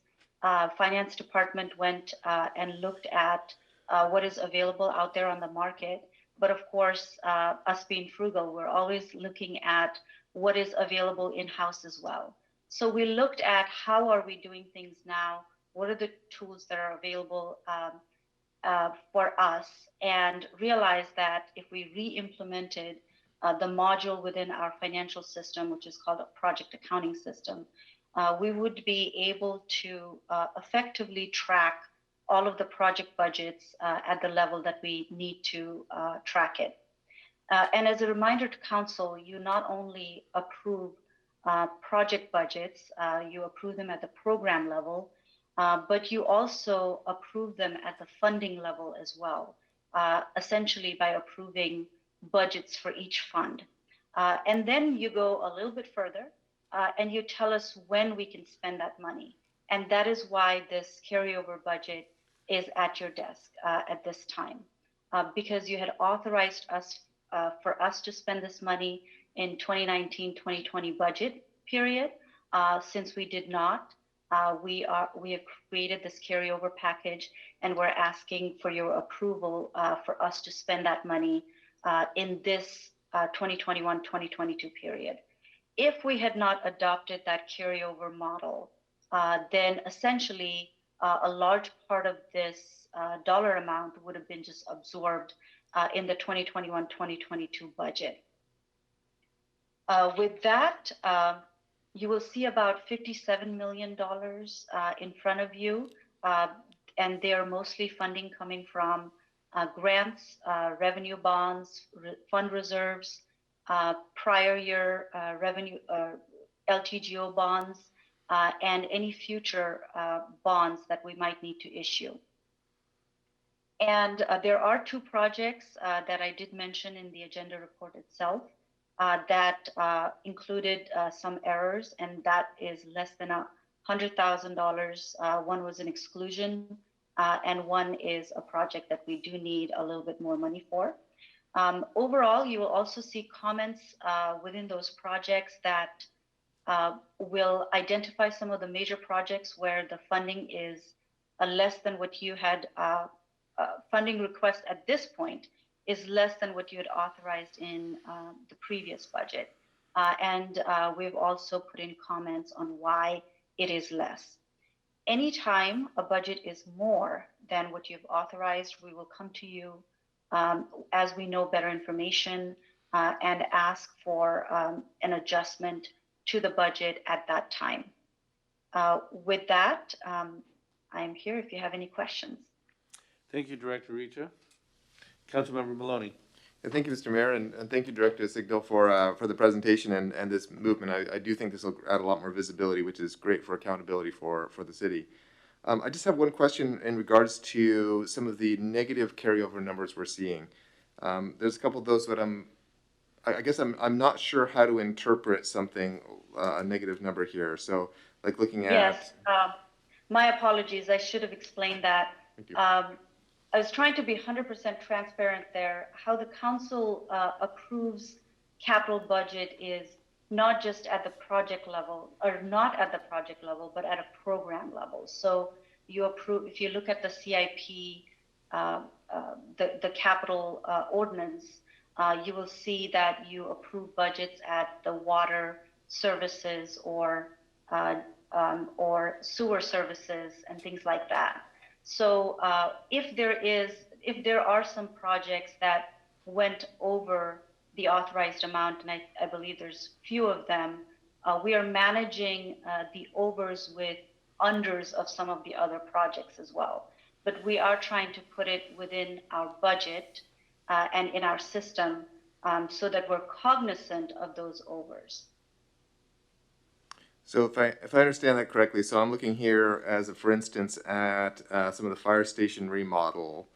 Looks like station 82, and there's a carryover number of a negative $262,402. And so would I correctly understand that as that was an overrun on that project that's being balanced by some of the other projects in that portfolio, and this is just because we're at a line item basis, we would need to match the lower numbers so that they match overall? That is exactly right. And in that specific instance, the issue that we had with the station 81, 82 remodel and the training station restroom, and I want to say and the alerting system, is that they were all bid as one project. And so at the time when we had done the projects and authorized the budget, all of those projects, we weren't quite sure what they were individually going to come out to, but we knew that overall, those projects were going to come out to about 1.2 or $1.5 million. So overall, the combination of those four projects will come to what the council has authorized it at. Great, thank you for that clarification. I was just very confused for a second there, so thank you for taking the time to explain it to me. Of course. Thank you, Councilmember Maloney. Anybody else? All right, well, thank you for that. Director Richa? And Mayor, if I could add one more thing, Okay. Not related to my agenda report itself, but you should be receiving the 2021-22 budget book today. And essentially the numbers are exactly what you had adopted, and you have them. But we do look at them. Sometimes we live in the budget book itself too much during the budget time, so we step back a little bit over the holidays and come back and look at how we can make things better, how we can explain things better to our residents. And we did go back this year, and staff worked really hard to add some other major components to it. All of the departments have done a fantastic job of writing their goals and accomplishments and an overview of their departments, which is a little bit different than what you would have seen in our draft, as well as a complete section for our performance metrics. This is the first time that we've done performance metrics in our budget book, and of course, it's a continuous improvement for us So we will keep working on it and make things better as we go. All right, well, thank you for that. A lot of work went into that, so I appreciate it, Richa, you and your staff. Thank you. All right. With that, we get through item 5. And item 6, a miscellaneous council discussion. Does anybody have anything they'd like to share tonight? City Manager Dave Zabel? Well, I do have a couple items. First off, I appreciate Richa bringing up the budget book. Her and her staff did a great job on that, as well as all the departments who contributed to that. And as Richa mentioned, it's a function of perfecting. We're never going to get it perfect, but we're trying to improve it as we go. And you're going to see I think some things in there that add to the transparency for just the general reader. Council, you get to hear from staff, almost on a weekly basis, 48 out of 52 weeks a year. So you're getting more and more familiar as your time goes on, but the average person picks that budget book up. It's nice for them to have a good narrative of what the department does, what it accomplished in the last year, what next year, 2 years looks like. And then, some of the performance measures. Not every performance measure that department does is in that book. Yeah, the book would be this thick. But it kind of gives you a little bit of a sense that we're trying to meet some performance-related goals and objectives as well. So secondly, Chief Gear, he's off on a well-deserved few days off. He's been hitting it pretty hard since COVID started. Not that he was slacking before that, but he's actually probably running a skidder or something today. So his days off are not like a lot of people's days off. But he did want to share with me that he's back out at the site for a week or so. Not these days, but he wanted to share with me things are going well out there. They're meeting their goals in terms of a daily goal. Matter of fact, they've also kind of ramped up and have been working with the state in the potential for a mobile site over in Pasco, which I think would be exciting and I think really be of help to folks that maybe can't get over there to that site because of transportation issues, because of work conflicts and things like that. And so we're looking at some alternatives to try to get vaccines out to the people.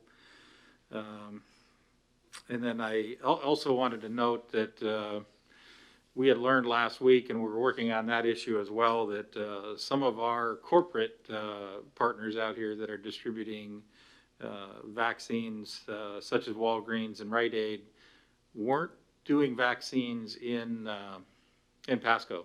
You could get a vaccine at a Fred Meyer or Rite Aid or a Walgreens at some locations in Kennewick and Richland, but we weren't able to, they were not authorizing those in Pasco. So we're working with the governor's office on that equity issue that we ran into last week. We'd learned that from our Benton Franklin Health District folks. So a number of us have been in contact with the governor's office on that. And then I also mentioned, I would mention, you look on the Benton Franklin Health District site tonight, our case rate is just hovering just over 200 cases per 100,000. So that's, I think the last time I mentioned that number, we were at 400 and we dropped from 800 a few weeks earlier. So now we're down to 204 to be exact. 200 is the threshold for phase 3, which is why that's a really important number. So things are going in the right direction, and you got a lot of people working very hard to get us to maintain that. And then one other piece, you saw it flash up there a second ago, but this is another finance department project, and Richa has been working with, Richa and her staff have been working with the PUD, Franklin County PUD, and with BDI on a kiosk, a payment kiosk. And we see those in other applications around the community. This would allow you to make a payment to BDI, PUD, or Pasco, just driving up in your car or walking up to it. This particular one is on Clark, right by the PUD office, and that's going to be open probably within the next week or two. And there's another one that's in the works to open up out at Hapo Center. That's probably a month to 2 months out. And then we'll have one here on City Hall campus, and we're still kind of working out some details on where exactly that might be and what it's gonna take to make that happen. So that's probably closer to 6 months out, but, so trying to use some of our dollars to make accessibility a little easier for our customers as well. So, and that's all I had for this evening. All right, thank you. Thank you, City Manager Zabel. Yeah, looking forward to seeing those get going. Anybody else? Councilmember Serrano? I don't know if we were gonna try to cover this, but, do we have a plan for next week? Whether we're going to attempt to meet in? Yeah, we're Okay. gonna get to that. So, if there's nobody else, we'll move on to the next item, and that's it, executive session. We do have a need for an executive session tonight. The executive session will be to discuss litigation or potential litigation with legal counsel. The executive session is expected to last approximately 30 minutes. No action will be taken during the executive session. At the conclusion of the executive session, the mayors will come back with the city council and reconvene and then adjourn the workshop. The expected people to be at the executive session will be the city manager, deputy city manager, CED director, and the city attorney. So with that, it is 8:55, and we will be in executive session for 30 minutes, and we'll come back and reconvene. All right? Thank you.